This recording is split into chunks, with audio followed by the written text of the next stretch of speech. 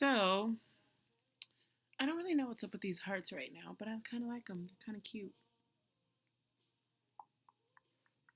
Um, well, that being said, I kind of have something to say, and it is on behalf of Ashley, Halsey, whatever you want to call her, because it doesn't really matter. She has spoken to me and told me that she doesn't care what we call her. Um, Ashley is her name that she was born with, and she likes it, and Halsey is her artist name. Some of us know her from Ashley, some of us know her from Halsey.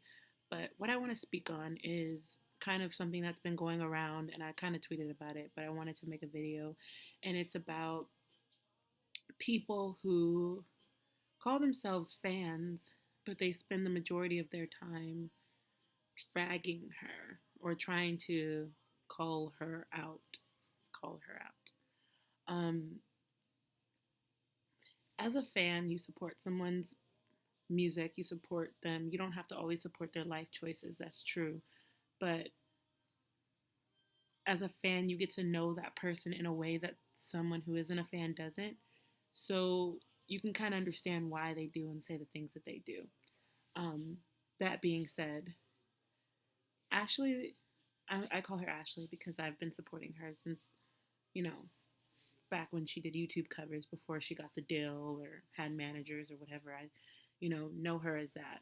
You know, um, Ashley is a very strong-willed woman, and she's kind of a threat to women in the industry because she poses um, a new idea. That a woman can take her sexuality, own it, do things just as well as the males do. She can be sexy without, you know, trying to overly sell it. You know what I mean? She can just do what the fuck she wants to do, and that's not something that people like.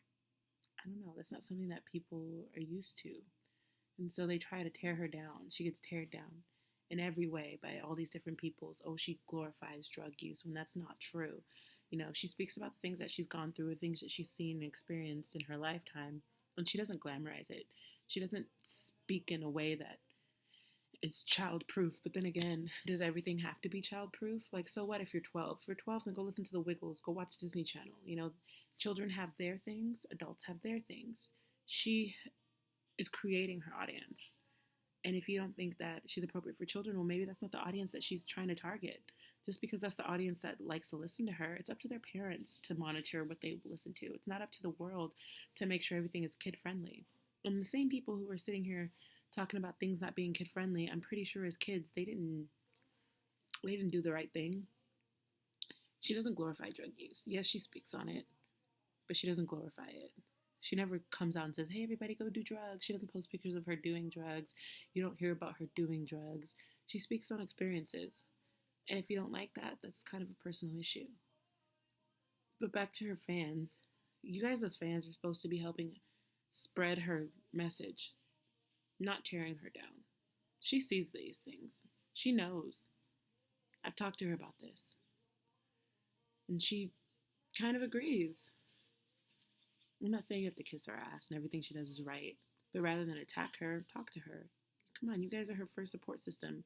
She gives up everything for you guys. She gives up everything and always thinks about the fans. What kind of person spends time after hard-earned shows to go out and meet fans? Doesn't make them pay for meet and greet. Like, and just to kind of push that point home, I have personal experiences with her twice. Once she came into my job for the first time. I had never met her before. That was my first time meeting her. And actually, no, that wasn't my first time. That was my second time meeting her. But since I had like really, really gotten into her, that was my first time.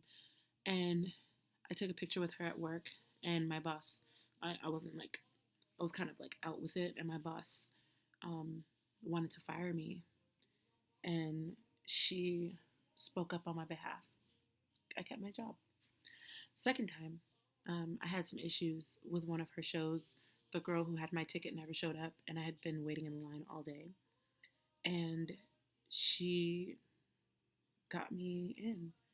She not only put me on her guest list, but she let me come in during sound check, and I got to be first to go inside and get my spot. I got to be barricade for the first time at a show. And then afterwards, she came out and met over 100 people. Nope, nobody walked away without a picture. And she remembered me.